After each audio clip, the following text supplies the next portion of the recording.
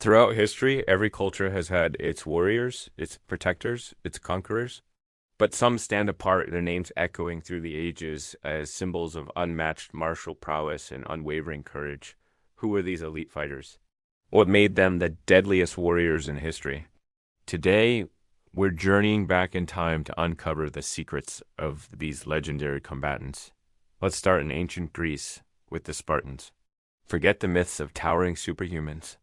The real strength of a Spartan was forged in the Agoge, a brutal state-sponsored training program that began when a boy was just 7 years old. They were taught to endure extreme pain, hunger, and cold. Their lives were dedicated to one thing, perfecting the art of war. The Spartan phalanx, a dense formation of soldiers armed with long spears and heavy shields, was nearly unstoppable on the battlefield. Their discipline was absolute. At the Battle of Thermopylae, a small force of Spartans famously held off a massive Persian army, a testament to their skill and sacrifice that still inspires awe today. Their deadliest weapon wasn't just the spear it was their unbreakable will. Now, let's journey east to feudal Japan and meet the samurai. More than just swordsmen, the samurai were a noble class of warriors who lived by a strict code of ethics known as Bushido, the way of the warrior. This code emphasized loyalty, honor, and self-discipline above all else. A samurai's training was relentless, encompassing not just swordsmanship with the legendary katana, but also archery, horsemanship, and unarmed combat. The katana itself was a masterpiece of metallurgy, forged with a hard edge for cutting and a soft spine to absorb shock. In the hands of a master, it was an instrument of deadly precision. A samurai's duel was often over in a single, lightning-fast strike. They were poets, scholars, and artists, but on the battlefield, they were uncompromising killing machines, loyal to their lord until death. From the disciplined ranks of the samurai, we traveled to the wild, windswept steppes of Scandinavia to meet the Vikings. Often depicted as horn-helmeted barbarians, the reality was far more complex. The Vikings were explorers, traders, and yes, ferocious raiders. What made them so deadly? It was their sheer ferocity and unpredictability.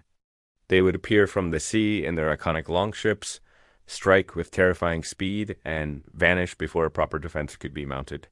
A typical Viking warrior fought with a round shield and a broad-bladed axe, a weapon capable of splitting shields and crushing helmets with ease. But their most feared warriors were the berserkers. These fighters were said to enter trance-like fury in battle, biting their shields and fighting with a complete disregard for their own safety. They were the shock troops of the Viking Age, a terrifying force of nature that struck fear into the hearts of their enemies across Europe. Next, we moved to the vast plains of Central Asia, home to the Mongol warriors. Under the leadership of Genghis Khan, these nomadic horsemen forged the largest contiguous land empire in history. Their success wasn't just about numbers. It was about revolutionary tactics and unparalleled skill. The Mongol warrior was born in the saddle. They could ride for days, sleeping and eating on horseback. Their primary weapon was the composite bow, a powerful and compact weapon they could fire with deadly accuracy while riding at a full gallop. They employed sophisticated psychological warfare, often offering a choice: surrender unconditionally or face complete annihilation. Their speed and coordination were legendary. Using a system of feigned retreats, flanking maneuvers, and relentless arrow volleys, they could encircle and destroy armies far larger than their own. They were masters of siege warfare, adapting and learning from the cultures they conquered, making them an almost unstoppable force. Let's travel to the heart of the Roman Empire and meet the gladiators. While not soldiers in a traditional army, these men were some of the most skilled and celebrated individual combatants in history. Most gladiators were slaves, prisoners of war, or condemned criminals forced to fight for the entertainment of the masses. But they were also highly trained specialists. They attended gladiator schools, or ludi, where they received expert instruction in specific fighting styles. Aurelius, with his net and trident, fought differently from a murmillo with his large shield and short sword. These weren't chaotic brawls. They were duels between highly specialized athletes. They had to understand timing, distance, and the weaknesses of their opponent's gear. The roar of the Colosseum crowd fueled their every move. To survive, a gladiator needed more than strength. They needed skill, charisma, and an iron will to live, making them some of the most formidable one-on-one fighters ever known. Now, let's look at a more modern yet equally legendary group, the Gurkhas of Nepal. Their motto, "Better to die than to be a coward," perfectly encapsulates their spirit. Serving in the British and Indian armies for over 200 years, the Gurkhas have earned a reputation for being among the bravest and most tenacious soldiers in the world.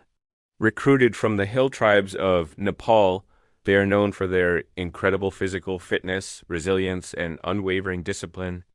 Their signature weapon is the kukri, a forward-curving knife that is as much a utility tool as it is a deadly close-quarters weapon. Stories of their valor are legendary, from single-handedly holding off enemy attacks to charging machine gun nests. An opponent who saw the flash of a drawn kukri knew they were facing a warrior who would never retreat. Their reputation alone is a powerful weapon on the battlefield. Finally, we have the Knights of medieval Europe.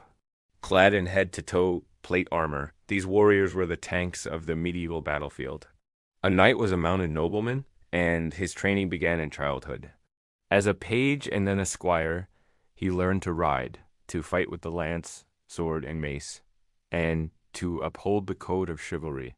The charge of armored knights on their powerful war horses was a terrifying spectacle, capable of shattering enemy infantry lines. Plate armor made them nearly immune to most common weapons of the day. Defeating a fully armored knight required specialized weapons like war hammers or poleaxes, or simply overwhelming him with numbers to pull him from his horse. They were the dominant force on European battlefields for centuries, symbols of power, prestige, and martial might. From the disciplined phalanx of the Spartans to the lightning raids of the Vikings, from the honorable samurai to the unstoppable Mongol hordes, these warriors represent the pinnacle of combat effectiveness in their time. They were shaped by their cultures, their training, and the harsh realities of the worlds they lived in. While their methods and weapons differed, they all shared common traits: incredible discipline, unwavering courage, and a complete mastery of the art of war. Their legends are not just tales of violence. They are stories of human potential pushed to its absolute limit. They remind us that throughout history, there have always been those who walk the path of the warrior, leaving an indelible mark on the world. Thank you for joining us on this journey through history. If you enjoyed this look at the world's deadliest warriors, don't forget to like, share, and subscribe for more deep dives into the past. Let us know in the comments which warrior you think was the ultimate fighter. Until next time, stay curious.